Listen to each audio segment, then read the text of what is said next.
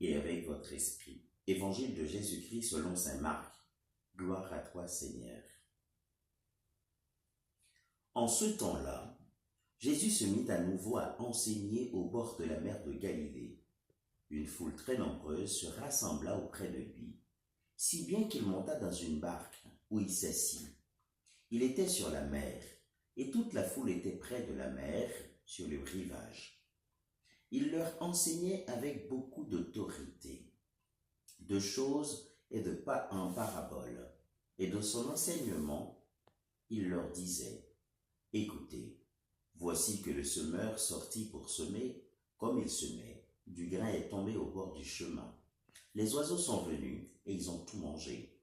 Du grain est tombé aussi sur le sol périlleux, pierreux, où il n'avait pas beaucoup de terre. Il a levé aussitôt, parce que la terre était peu profonde. Et lorsque le soleil s'est levé, ce grain a brûlé. Et faute de racines, il a séché. Du grain est tombé aussi dans les ronces. Les ronces ont poussé, l'ont étouffé, et il n'a pas donné le fruit. Mais d'autres grains sont tombés dans la bonne terre.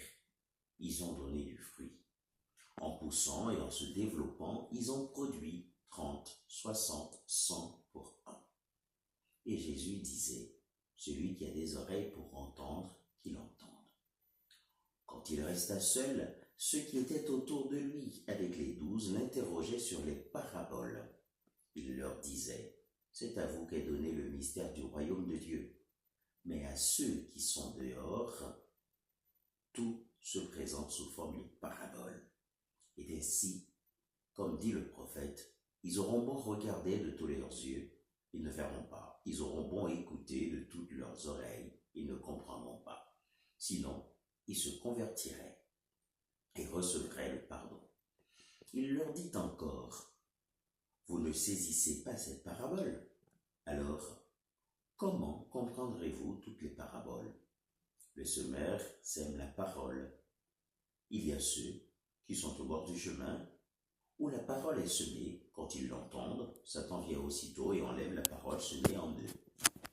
Et de même, il y a ceux, quand ils ont reçu la semence, dans des endroits pierreux, ceux-là, quand ils entendent la parole, ils la reçoivent aussitôt avec joie, mais ils n'ont pas en eux de racines. Ce sont les gens d'un moment. Que vienne la détresse ou la persécution à cause de la parole, ils trébuchent aussitôt. Et il y en a d'autres qui ont reçu la semence dans les ronces. Ceux-ci entendent la parole, mais les soucis du monde, la séduction de la richesse et toutes les autres convoitises les envahissent et étouffent la parole, qui ne donne pas de fruit. Et il y a ceux qui ont reçu la semence dans la bonne terre.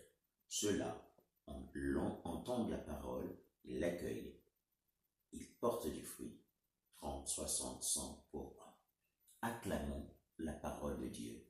Louange à toi, Seigneur Jésus.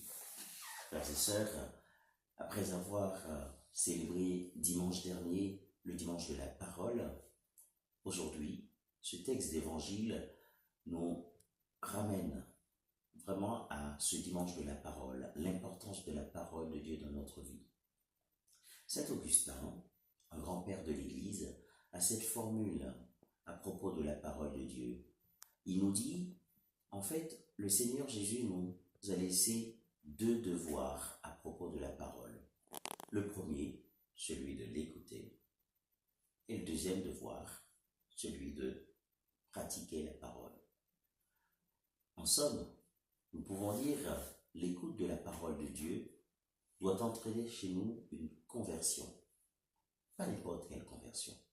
Une conversion parce que notre parole, bon Dieu, c'est bon Dieu qui touche que nous. C'est bon Dieu qui vient mettre un point clé dans nous-mêmes. Une conversion qui de l'intérieur, mais qui demandait une conversion de l'extérieur.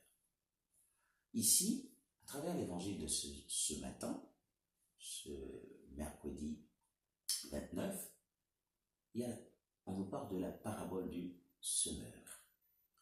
Qu'est-ce que c'est qu'une parabole?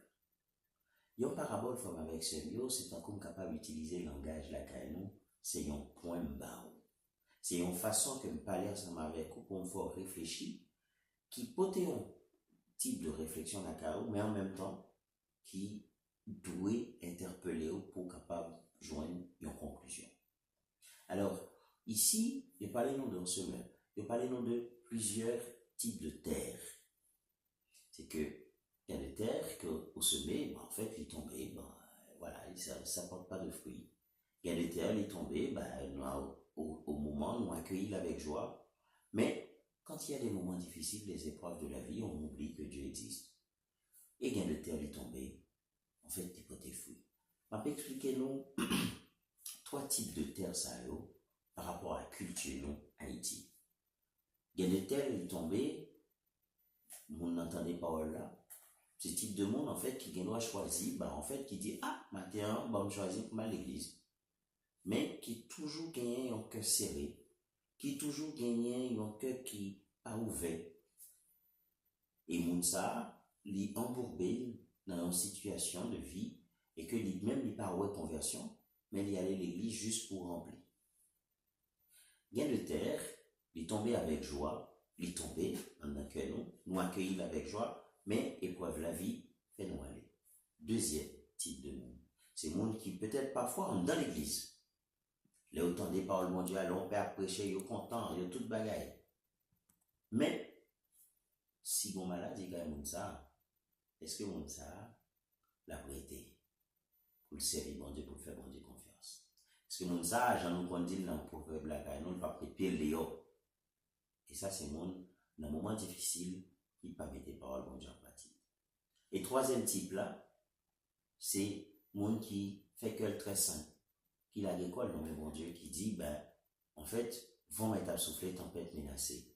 Que peut-être des paroles, bon Dieu, c'est ça, bon Dieu, alors, vraiment, avec ce mieux, ça m'a dit nous aujourd'hui à, parce que le texte évangile anti-genre long, on va le faire vidéo plus longue, ça m'a dit nous aujourd'hui pour nous réfléchir sur le comportement avec parole, bon Dieu.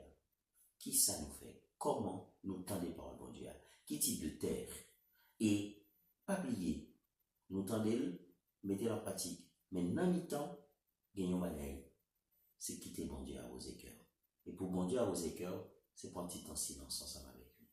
En plus, des fois, la prière, elle est oui, mais dans ton silence, c'est dans le moment ça, bon Dieu, lui-même, lui arrosé. Alors, frère, avec ce mot, que mon Dieu accompagne nous dans la vie, nous, que mon Dieu nous chaque force, courage pour nous capables d'entendre des paroles là et mettre l'empathie. Puisque la parole de Dieu, c'est comme un glaive. Et la parole de Dieu, c'est le chemin, la vérité et la vie. Amen. Le Seigneur soit avec vous et avec votre esprit. Et que Dieu Tout-Puissant vous bénisse, le Père et le Fils et le Saint-Esprit.